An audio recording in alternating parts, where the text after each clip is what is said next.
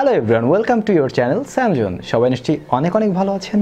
আজকের ভিডিওটিতে আমরা কয়েকটি পয়েন্ট নিয়ে কথা বলবো। অবশ্যই আপনি যদি একজন অ্যান্ড্রয়েড ফোন ইউজার হয়ে থাকেন তাহলে এই পয়েন্টগুলো অবশ্যই একটু মেনে চলবেন।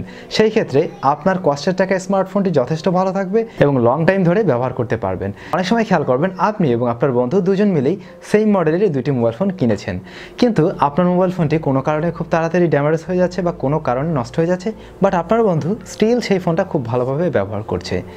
সেই ক্ষেত্রে আসলে বিষয়টা কী হলো, তখন আমরা মনে করে থাকি ইলেকট্রনিক্স জিনিস আমারটা নিজে নষ্ট হয়ে গিয়েছে, এরকম কিছু হবে। বিষয়টা শুধুমাত্র সেটা না, অবশ্যই ইলেকট্রনিক জিনিস নিজে সমস্যা হতে পারে, তবে অবশ্যই আমাদের ব্যবহারেরও কিছু পদ্ধতি রয়েছে এবং কিছু জিনিস অবশ্যই জেনে নেওয়া উচিত। তো পুরো ভিডিও জুড়ে আমি আপনাদের সাথে থাকছি স্যাম, আর আপনারা দেখছেন SamZone। যারা নতুন রয়েছেন অবশ্যই চ্যানেলটিকে সাবস্ক্রাইব করে চ্যানেলের অংশীদার হয়ে যাবেন। তো প্রথমে আমরা স্মার্টফোনের ব্যাটারি থেকে শুরু করি, কি বলেন? একটি স্মার্টফোনের ব্যাটারিটা আসলে খুবই গুরুত্বপূর্ণ একটি বিষয়।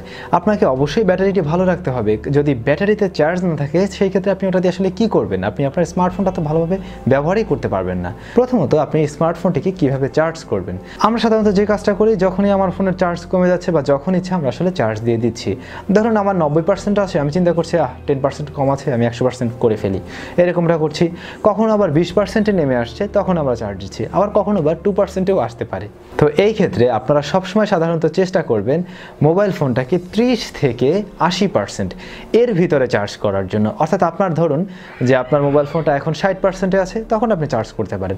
অথবা আপনার এটা 40% বা 30% আছে, এরকম অবস্থাতে রেগুলার চার্জ করলে করা যায়। কারণ আমাদের এই স্মার্টফোনগুলোতে সাধারণত লিথিয়াম আয়ন বা লিথিয়াম পলিমার এই ধরনের ব্যাটারি ব্যবহার হচ্ছে, যেগুলোর একটা সাইকেল সিস্টেম রয়েছে। সেই অনুযায়ী আপনি যদি ব্যাটারিকে চার্জ করেন তাহলে অবশ্যই আপনার 30% প্লাস থেকে 80%-এর মধ্যে চার্জ করলে ভালো হবে। তবে এখানে আরেকটি বিষয় রয়েছে, সেটা হচ্ছে প্রত্যেক 3 মাস অন্তর আপনি চেষ্টা করুন আপনার স্মার্টফোনটির ব্যাটারি যাতে পুরোটাই ড্রেন হয়ে যায়, অর্থাৎ একদম সম্পূর্ণ চার্জ শেষ করে ফেলুন। সেটা 1%-এ চলে যেতে পারে। এটা 3 মাস পরে একবার করলেই চলবে। এতে করে হয় কি, ওই ব্যাটারিটা রিসাইকেল করতে সুবিধা হয় বা ওই ব্যাটারিটার একটা সার্কুলেশনের মধ্যে থাকে। একই সাথে অবশ্যই আপনার স্মার্টফোনের সাথে অরিজিনাল যে চার্জার রয়েছে সেটা ব্যবহার করুন। আরেকটি বিষয় খেয়াল রাখবেন, যখন বিদ্যুৎ চমকায় বা বজ্রপাতগুলো হয় ওই সময়টাতে মোবাইল ফোন চার্জ করবেন না, কারণ এটা করার ফলে আপনার স্মার্টফোনের টোটাল আইসিটাই জ্বলে যেতে পারে, অর্থাৎ এর যে পাওয়ার আইসি রয়েছে বা পাওয়ার যে রয়েছে সেই জিনিসটাই নষ্ট হয়ে যাওয়ার পসিবিলিটি থাকতে পারে। আরেকটা বিষয় দেখবেন, আমাদের এখনকার স্মার্টফোনগুলো ম্যাক্সিমামই থাকে হচ্ছে গিয়ে ফাস্ট চার্জিং সাপোর্টেড, তবে সবসময় কোম্পানির থেকে সে বিষয়টা দেওয়া হচ্ছে না। ট্রাই করুন নর্মালটাই ব্যবহার করার জন্য। ফাস্ট চার্জিং বলে আমরা আসলে গলা শুকিয়ে ফেলছি যে ফাস্ট চার্জিং আমারটায় রয়েছে কিনা স্মার্টফোনে। আদৌ কি ফাস্ট চার্জিং আমাদের জন্য খুব বেশি প্রয়োজন? এখনকার প্রত্যেকটা মোবাইল ফোনে 4000 মিলিঅ্যাম্পিয়ারের উপরে ব্যাটারি দেওয়া হচ্ছে, এদিকে একদিন খুব ভালোভাবে চলে যায়। এত ফাস্ট চার্জিংয়ের কী দরকার? ফাস্ট চার্জিং সিস্টেম অবশ্যই অনেক সময় প্রয়োজন হয়, প্রয়োজনের ক্ষেত্রে ব্যবহার করুন, তবে অপ্রয়োজনে এটা ব্যবহার না করাই ভালো হবে। পাওয়ার ব্যাংক ব্যবহার করা থেকে বিরত থাকুন, যদি কিনা আপনার প্রয়োজন না হয়। যদি আপনার প্রয়োজন হয় সেটা আপনার ওই প্রয়োজন মাফিক ওইভাবে ব্যবহার করুন। যদি আপনার প্রয়োজন না থাকে, সত্যিই আপনি নিজেই বুঝতে পারবেন আসলেই আপনার প্রয়োজন রয়েছে কিনা, সেই ক্ষেত্রে আমি বলবো পাওয়ার ব্যাংক থেকে দূরে থাকা ভালো হবে। এবারে আমরা এর ডিসপ্লে সেকশনে আছি। একটা স্মার্টফোনের ডিসপ্লেটাই বা কতদিন ভালো থাকতে পারে, বা ডিসপ্লের কালারটা সঠিকভাবে রয়েছে কিনা। যারা সাধারণত দেখবেন পাঠাও বা উবারের রাইড শেয়ার করে থাকে, তাদের স্মার্টফোনগুলো যদি আপনি ভালোভাবে খেয়াল করেন তাহলে লক্ষ্য করবেন তাদের ওই ফোনটা মোটামুটি 2-3 মাস পরে তার ডিসপ্লে থেকে সঠিকভাবে কালারটা আসছে না, তার কালারটা ওয়াশড আউট বা ফেড একটা কালার দিচ্ছে। একই সাথে তার ব্যাটারি ব্যাকআপও ভালো দিচ্ছে না। এর পিছনে কারণ হচ্ছে এই যে লিথিয়াম আয়ন বা লিথিয়াম পলিমার ব্যাটারি বলেছিলাম, এই জিনিসগুলো আসলে ওভারহিট সহ্য করতে পারে না, বা ওই ধরনের হিট চলে আসলে এর ভিতরে যে রাসায়নিক পদার্থগুলো রয়েছে সেগুলোর উপরে একটা প্রেশার পড়ে এবং এটা আসলে ড্যামেজে পরিণত হয়, এটা আসলে ড্যামেজ হয়ে যায়। তাদের স্মার্টফোনগুলো তাদের মোটর বাইকের উপরে দেখবেন যে সেখানে চেম্বারের সাথে আসলে বসানো থাকে, বা মোবাইল ফোনটা সারাক্ষণ এই রোদের মধ্যেই থাকে, সারাদিন তারা ঘোরাঘুরি করে এবং রোদের ওই যে সানলাইটটা সরাসরি গিয়ে পড়ছে মোবাইল ফোনটার উপরেই। তো সেই ক্ষেত্রে ডিসপ্লের উপরে পড়ার কারণে ডিসপ্লের যে কালার সেটা নষ্ট হচ্ছে, কারণ যেহেতু ওভারহিট হচ্ছে ডিসপ্লেটাতেও প্রবলেম হচ্ছে, একই সাথে ব্যাটারির উপরেও প্রবলেম পড়ছে। সেই ক্ষেত্রে ব্যাটারিটাও ড্যামেজ হচ্ছে, একই সাথে ডিসপ্লেটার কালারও কিন্তু হারাচ্ছে। আমরা অনেকেই ফুল ব্রাইটনেস দিয়ে ফোন ব্যবহার করি, এটা মোটেই ঠিক না। যে কোনো জিনিসের একটা ম্যাক্সিমাম থাকবে, এটা খুব স্বাভাবিক, এটা প্রয়োজন মাফিক ব্যবহার করা যেতে পারে।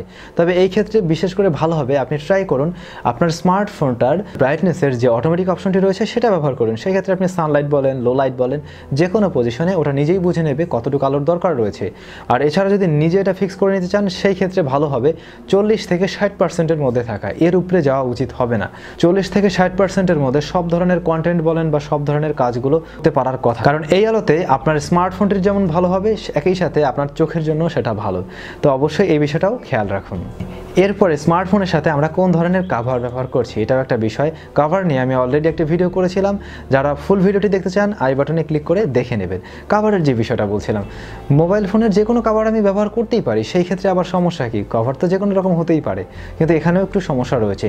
সেটা হচ্ছে এমন ধরনের কভার ব্যবহার করুন যাতে আপনি স্মার্টফোনটি দিয়ে গেম খেললে গরম হয়ে গেল কভারটি শুষে নিতে পারে, অর্থাৎ আপনার তাপমাত্রাটা বাইরে বের হয়ে যেতে পারে। ককশিটের বিষয়টা হয়তো বা দেখেছেন, ককশিটের মধ্যে কোনো কিছু রাখলে তাপমাত্রা যাই থাকুক সেটাই কিন্তু সে ধরে রাখে। এই ধরনের কিছু কভার পাওয়া যায় যেগুলো অনেক মোটা হয়ে থাকে, ওই টাইপের রাবার দিয়ে তৈরি, এবং যেগুলোর মধ্যে দিয়ে আসলে তাপটা পরিবাহিত হতে পারে না, ওপাশে যেতে পারে না। এর ফলে হয় কি, আপনি আপনার স্মার্টফোনটি দিয়ে পাবজি খেলছেন, আপনার ফোনটা অনেক বেশি গরম হয়ে গেল, কিন্তু ওই গরমটা ভিতরে ধরে রেখেছে, সে বের হয়ে যেতে পারছে না, কারণ ব্যাক সাইডে একটা মোটা শক্ত কভার রয়েছে এবং কভারটার থেকে সে আসলে তাপটা বের হতে পারছে না। সেই ক্ষেত্রে আপনার প্রসেসরের উপরে আসলে প্রেশার পড়ছে, একই সাথে ব্যাটারির উপরে প্রেশার পড়ছে, এবং এটা লং টাইম হতে থাকলে আপনার স্মার্টফোনের ব্যাটারি এবং স্মার্টফোনের প্রসেসর উভয়ের জন্য এটা সমস্যায় পরিণত হতে পারে। এরপরে অনেক সময় যে জিনিসটা হয়, আমাদের স্মার্টফোনের উপরে একটু স্প্ল্যাশ লেগে যায়। স্প্ল্যাশ লেগে যায় বলতে অনেক সময় আপনি বৃষ্টির ভিতর দিয়ে দৌড়ে আসছেন, তখন কিনা মোবাইল ফোনটা একটু ভিজে গেল, অথবা কোনো কারণেই হোক আপনার স্মার্টফোনটাতে একটু টুকটাক পানি লেগে যেতে পারে। জিনিসটাকে আমরা ততটা গুরুত্ব দিচ্ছি না, কিন্তু এতে করে একটা সমস্যা হতে পারে। সেটা হচ্ছে, ধরুন আপনার স্মার্টফোনটির হেডফোন যে জ্যাকটি রয়েছে সেখান দিয়ে ছোটো একটু পানি ঢুকে আছে, অথবা আপনার এর চার্জিং পোর্টের ভিতরেও পানি ঢুকে আছে। তো এই পানিটা খুব একটা সমস্যা করছে না, ফোনটা কিন্তু অন রয়েছে, কিন্তু এখানে একটা আর্দ্রতার তৈরি হবে এবং ওই আর্দ্রতাটা আপনার স্মার্টফোনের টোটাল সার্কিট বোর্ডে ছড়িয়ে যেতে পারে, এবং একটা টাইমের পরে সেটা ফাঙ্গাস দ্বারা আক্রমণ হতে পারে, এবং তারপরে সেখানে যে আইসিগুলো রয়েছে, যে রেজিস্টারগুলো রয়েছে, যত ধরনের যা রয়েছে সব পার্টসগুলোর লেগগুলোতে এক ধরনের ফাঙ্গাসের আক্রমণ হতে পারে, এবং কার্বন জমে গিয়ে সেখানে আসলে একটা শর্ট সার্কিটে পরিণত হতে পারে, এবং আপনার স্মার্টফোনটা এমনকি ডেড পর্যন্ত হয়ে যেতে পারে। এভাবেও কিন্তু স্মার্টফোন নষ্ট হয়ে যায়। তো এই ক্ষেত্রে যে জিনিসটা করবেন, আপনার ফোনটি যদি এভাবে ভেজে যায়, যদি রোদ থাকে তখন একদম টানা একটু সময় রোদে দিয়ে রাখুন, যদি সেটা না পারেন তাহলে আপনি লাইটের নিচে রাখুন, যেখানে একটু গরম হয় সেরকম জায়গা থেকে শুকিয়ে নিন, এবং সেটাও না করতে পারলে আপনার স্মার্টফোনটিকে একটা ছোটো একটা পাতলা কাপড় দিয়ে একটু পেঁচিয়ে নিয়ে সেটাকে আপনি আপনার বাসার যে চালের হাঁড়িটা রয়েছে, যেটার ভিতরে চাল রয়েছে, আপনার আম্মু যেটাতে চাল রেখেছেন, ঠিক সেটার ভিতরে কিছুক্ষণের জন্য রেখে দেবেন। 2-3 ঘন্টার জন্য যদি রেখে দেন, আপনার স্মার্টফোনে যত পানি রয়েছে সবগুলো ওই চাল শুষে নেবে। এই ব্যাপারটা শুধুমাত্র স্প্ল্যাশের জন্য না, যদি আপনার স্মার্টফোন পানিতেও পড়ে যায় এটা আপনারা অ্যাপ্লাই করতে পারেন। এরপরে আরও একটি সমস্যা অনেকেরই দেখা যায়। আমার বন্ধু এবং আমি দুজনেই একই মডেলের একটি ফোন ব্যবহার করতাম, সেটা ছিল মেবি রেডমি নোট 3 প্রো।